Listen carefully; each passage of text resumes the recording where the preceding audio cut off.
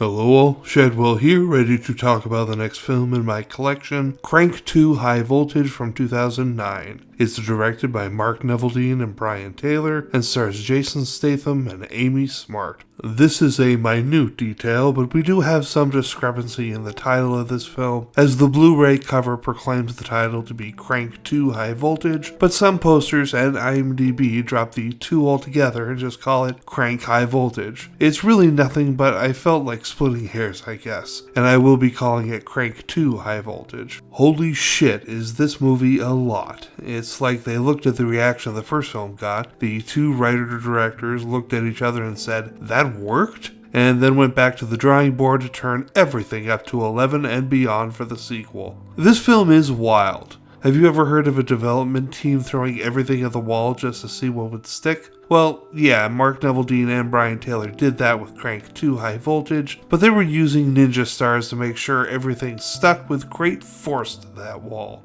First, the downsides is that the film is unfortunately unapologetically racist and throws in some ableism for good measure, I guess. It also uses the F slur with a hard T, and you know what that means. Down 1 letter grade in the end. Now on to the lackluster. This film isn't as clever and inventive as the first one was with the way it was shot, instead resting on lightning fast editing and camera movement throughout pretty much all of it, but with the exception of a climactic battle being humorously re-envisioned as a kaiju battle, it's kind of lazy in a frenetic way, if that makes any sense. Now, on to the good. I don't give a fuck. This film is absolute craziness and I am along for the ride 100%.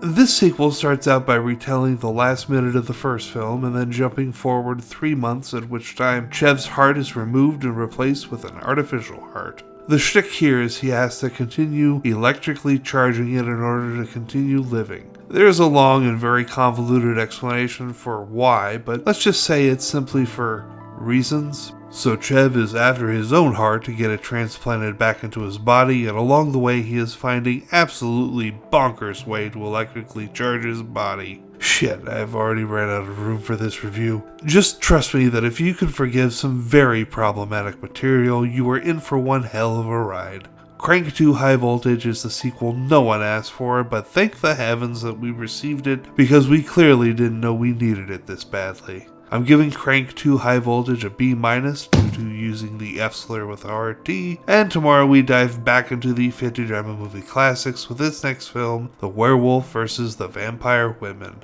See y'all then.